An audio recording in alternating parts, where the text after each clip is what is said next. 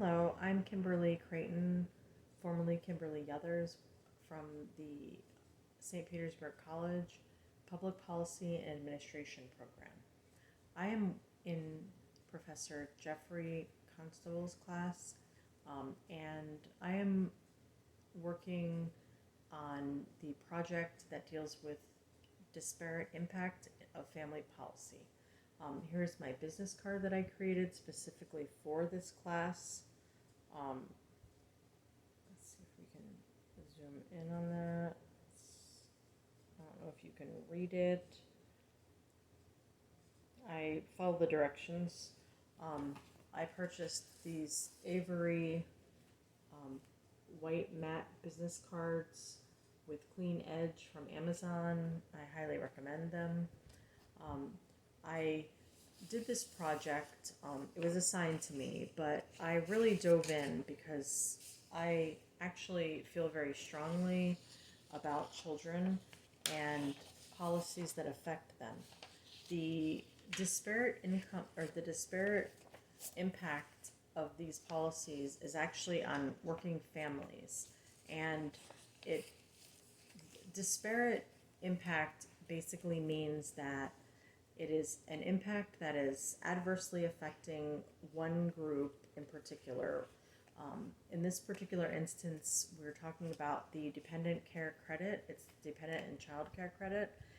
And the people that are not being able to receive that credit are the ones that are being disparately impacted.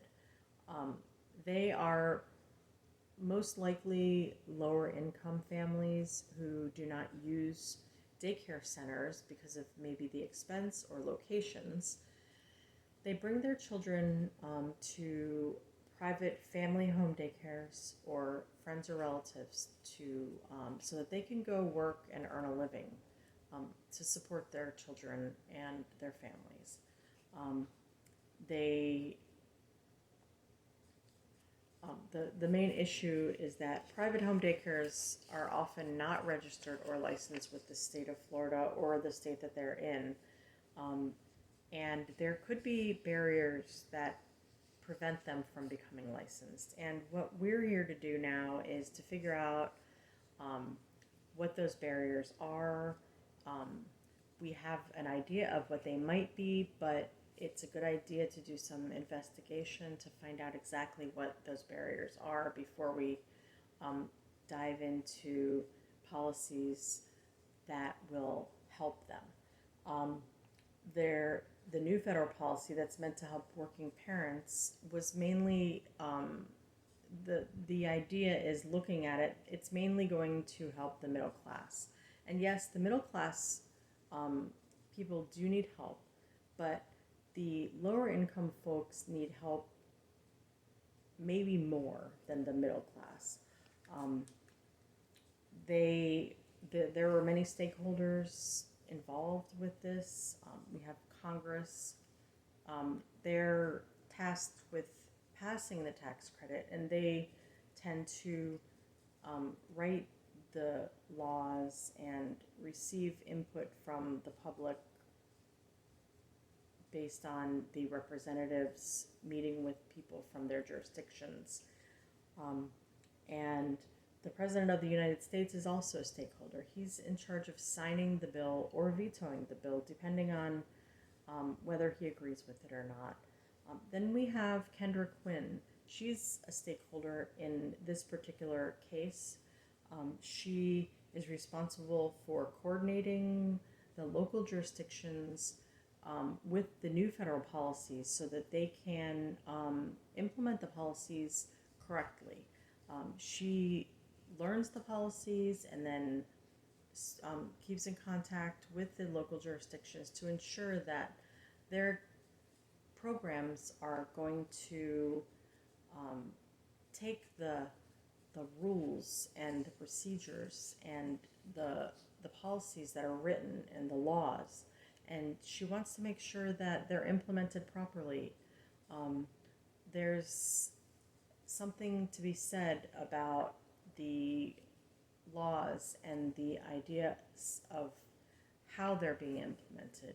If they're interpreted incorrectly or interpreted in a way that doesn't necessarily um, follow the intentions of the laws, then you don't then you don't have a positive outcome, or an outcome that was intended.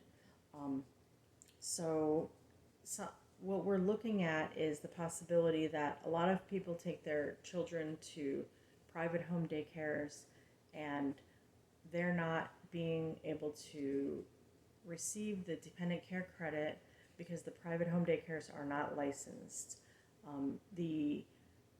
The daycare centers must be licensed, but a lot of private home daycares work under the radar. Um, Another stakeholder is Kendra Quinn's supervisor, Evelyn Alvarado. Um, she's working on supervising the implementation of policies and make sure that the implementation procedures are taken care of from the top down. Then we have Aaron Haber of the Bureau of Human Services. Um, he was actually, he's in charge and he's pleased with Evelyn's work and Kendra Quinn's work. And he wants to, direct them in a way so that they are also following the proper procedures to implement these policies, and make sure that they're implemented in a way that is the intention of the law. And of course, parents are also stakeholders in this. They're the ones that want to receive the benefits of the new legislation, and they want to become qualified working parents. Um, and that is the key. Qualified working parents is one of the rules that may be disqualifying people that bring their children to family home daycares. I met with Maureen Coffey. She's a policy analyst with the Center for American Progress. She was very interesting to speak to. She was very into the subject. It's part of what she does. She's an analyst, and she works with the child care aspect of public policy. She felt like I had some good ideas, and we brainstormed a little bit together. She came up with some pretty smart ideas as well. What she came up with was, when parents are doing their taxes, that it might benefit them if the tax companies like TurboTax, if their parents are doing their taxes by themselves at home on their home computers, then the tax program might have a pop-up when it comes to that section when the parents don't qualify for the child tax credit or the dependent care credit. Maybe the pop-up can say, contact this company or this resource to find out how you can benefit from this very important tax credit. Another thing that she said was, if somebody's actually attending, going to H&R Block, maybe the people at H&R Block can counsel them on how they might qualify. And when those parents hear that, they might go and discuss this with their home daycare provider to find out, say, hey, would you be interested in becoming licensed? Because it would not only help me, but it would help your other parents as well as the children that you care for. She also thought that public outreach would be a good idea. We both came up with some ideas for public outreach, maybe door knockers, or putting different signs up in public places that people frequent, that parents frequent, some grocery stores in the children's aisles, or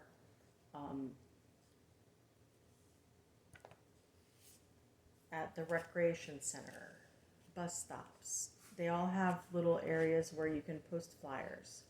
Um, and it's good, everybody should be educated on what benefits there are available to them so they can be provided with the best start possible. These children should be able to go to a daycare provider that is educated, and that's one of the requirements of a daycare provider is to take classes for early childhood education, and um, they have to take classes on safety and CPR.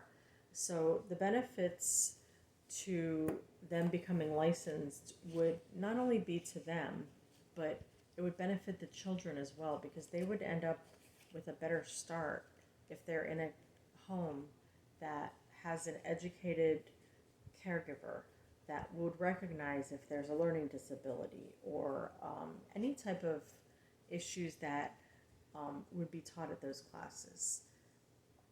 And nutrition would be another good thing for them to learn. I actually also not only spoke with Maureen Coffey, but I also spoke with a daycare licensing specialist with the Pinellas County Daycare Licensing Authority. And I asked her about um, what barriers she is seeing to daycare, private home daycares that want to become licensed but that don't. And what she said was that the those types of things are not kept. They don't keep those types of statistics. If somebody inquires about the private home daycare and becoming licensed, they don't necessarily know if they don't become licensed for any reason. They don't know why.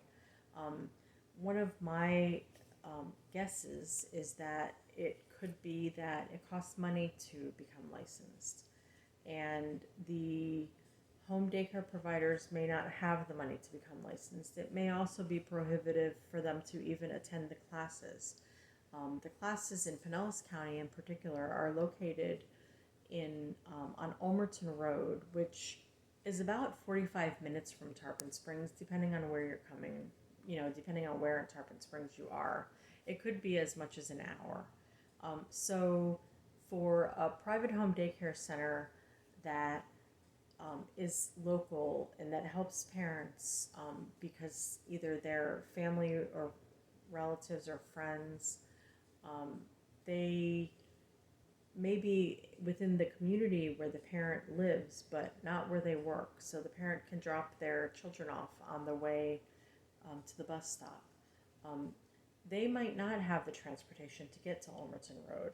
So it might be that we have a class that's offered maybe at least twice a year at the Tarpon Springs, the city rec center. They have a large room where they can offer the classes, or the public safety building. There are a lot of options that we can, we can create a lot of options for these people so that they can become licensed and receive the education and ensure that the children are in a safe environment. We also don't want to put too much regulation on them. I do think also that if the state of Florida were to have hire people that are specifically in charge of family daycare centers, where they would go to the people's homes and figure out what they need in order to become licensed. If they're already taking care of 3, maybe 4 children and not licensed, it could not, it doesn't necessarily mean that they're going to harm the children or that they're not doing what's right for the children. It could just mean that they can do a better job. We can always do a better job. In conclusion, I think that it is important that we not exclude anybody from benefits of tax credits or any other types of government assistance unless there's an income difference or something like that. But we should not have any disparate impacts on anybody with regard to family policy in particular.